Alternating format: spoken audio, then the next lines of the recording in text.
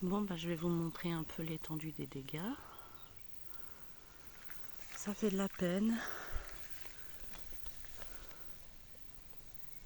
Les blettes. J'avais des belles blettes qui poussaient. J'avais un beau jardin. On s'était donné du mal avec Mathieu.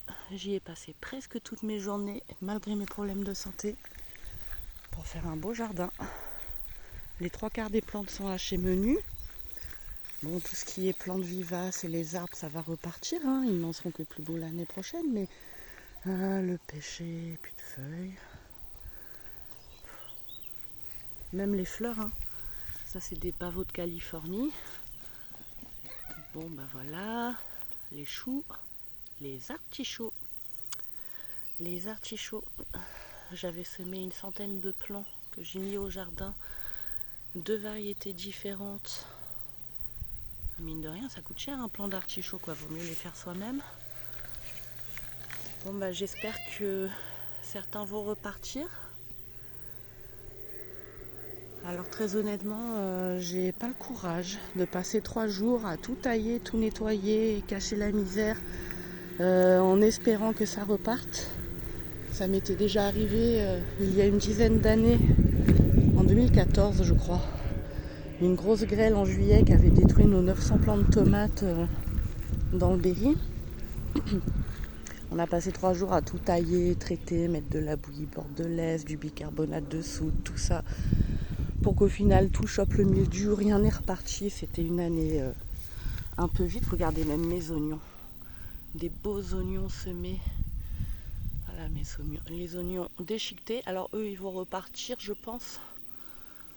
Mais bon, les choux, les artichauts, les blettes. Cette ligne là, il y avait des calendulas. Voilà la tronche de mes calendulas. Les pavots et toutes les autres plantes. On va continuer, je vais vous montrer les tomates. Vous allez pleurer avec moi. Parce que honnêtement, ça me fait pleurer.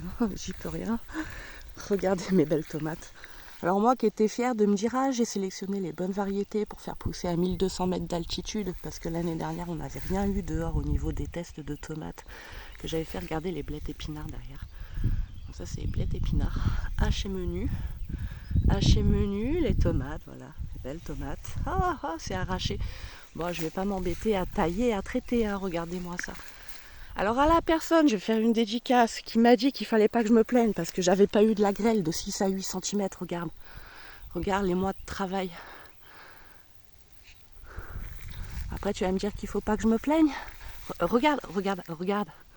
Je vais te dire juste franchement, en fait, faire des comparaisons comme ça, ça sert à rien, à part avoir de la compassion. Regarde, là ici le plat de tomates il a disparu. Voilà les belles tomates. Bon allez, je vais marcher dessus, on s'en fiche maintenant, on n'est plus à ça près. Voilà les fraises. Les fraises. Les fraises, trop bien. Appuie les fraises. Là ici c'est un peu moins touché, mais bon. Là il y avait des radis Hélios, ils sont toujours là.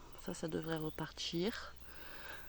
Les choux raves, certains sont étêtés, d'autres ça va mieux, mais bon, il y a des traces d'impact, des petites laitues. Les petites laitues. Voilà. Encore une bande de choux. Le chou romanesco. Les petits basilics qui sont moins impactés que ce que j'aurais pensé. Ça dépend certains, parce que là quand même c'est pas très très joli. Les poireaux aussi, on avait mis plein de poireaux, alors il y en a que on les voit même plus. Vous voyez là appuie le poireau, je sais pas où il est passé. Et les petits plants de bêtes goji noires aussi derrière. Bon, eux ils vont repartir pour l'année prochaine. Mais bon, il y en a, ils ont morflé quand même, un bête goji noir. Je vais vous montrer le reste. Là, je passe en travers. D'habitude, je fais le tour, mais alors là, rien à foutre. Artichaut. Calendula. Les calendulas à pu. Pavot. Bon, voilà. Deuxième ligne d'artichaut et autres. Je pense que ça va repartir. Si les cœurs sont pas trop impactés, ça dépend lesquels. Lui, il va repartir. Mais bon, il y a quand même les 3/4 des plantes. Bah voilà, c'est foutu. Alors cette bande-là, ce qu'il y avait dessus, ça a quasiment disparu. Parce qu'on avait des petits poireaux, des petits groseilliers, des boutures de groseilliers. Alors il y en a, je sais même pas où elles sont parce qu'il n'y a plus rien dessus comme là. Les radis, ben là c'était ceux qui devaient faire des graines. Je sais pas si ça repartira, certains oui, certains non. On verra. Mais les poireaux, bah vous voyez les poireaux. Il y en a on les voit encore, il y en a on les voit plus. Et je vais vous remonter encore une bande de tomates. Voilà, je vous dis, je suis arrivée là ce matin, bon bah voilà, j'ai versé ma petite larme. Les belles fleurs, le beau jardin, au revoir. Au revoir les tomates, à l'année prochaine. Donc bon voilà, je suis pas censée me plaindre, mais juste j'ai envie de vous montrer la réalité du métier. Parce qu'il y a le côté bucolique, mais il y a quand même énormément de travail. Regardez les tomates. Alors même celles qui sont pas détachées, on a des traces d'impact partout. J'étais fière de faire de la tomate à 1200 mètres d'altitude. Bon ben, peut-être certains vont repartir du bas, mais honnêtement, je vais pas m'embêter. Si ça doit choper le mildiou, j'arracherai tout. Pas aujourd'hui. J'ai une migraine pas possible depuis hier avec les névralgies cervicales. J'ai trop mal à la tête, donc aujourd'hui je vais digérer. Voilà, aujourd'hui je vais digérer. Et les belles patates, Mathieu il s'est fait chier à planter des patates. Parce que bah Mathieu, il débute en jardinage, hein, il est courageux, il est volontaire, hein, lui aussi il est dépité. Mais bon, vous voyez le courageux, et ben, il est quand même en train de désherber dans le mandala. Bravo Mathieu. Moi j'ai pas le courage là. Bon bah les patates, elles étaient belles, elles étaient bien parties. Tout n'est pas mort. Mais il y a quand même pas mal d'impact. Ça pourrait tomber malade. Honnêtement, je pense qu'il va faire chaud et plus sec dans les jours qui viennent. Bon, les haricots verts aussi. On avait une belle bande de haricots verts que Mathieu avait semé également de mes graines d'il y a 2 ans.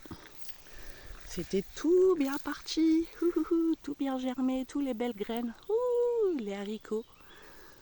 Bon bah voilà. Donc ouais, en fait, je vais attendre 2-3 jours là parce que je sais que c'est le temps qu'il va me falloir pour digérer, je sais pas, 5-6 mois de travail détruit. Donc ouais, je vais digérer un peu. Mais bon, je vais ressemer un peu des choses pour cet automne. Je vais refaire des fournées de choux, je vais refaire des betteraves, je vais ressemer les blettes. Regardez mes concombres. Les plants sont pas tous détruits, mais voilà, les concombres. Ça aussi, ça va tomber malade. Enfin, ça pourrait. Donc ouais, voilà. Je vais ressemer un peu des choses pour mettre pour cet automne. Mais une grosse partie des légumes d'été en extérieur, cette année, pour moi, c'est fichu. Le game est terminé. Ah, petite abeille sauvage. Ouh, elle est belle, la petite abeille sauvage.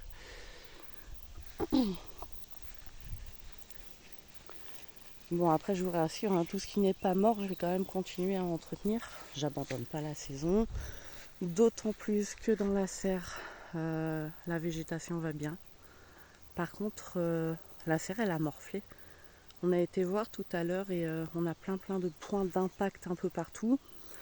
Ça n'a pas l'air percé, mais c'est quand même grandement fragilisé. Donc à 1400 € d'investissement juste pour les bâches. Plus le prix pour la pelleteuse pour creuser les tranchées et les enterrer. Ouais, je vous avoue que j'ai un peu mal là aujourd'hui.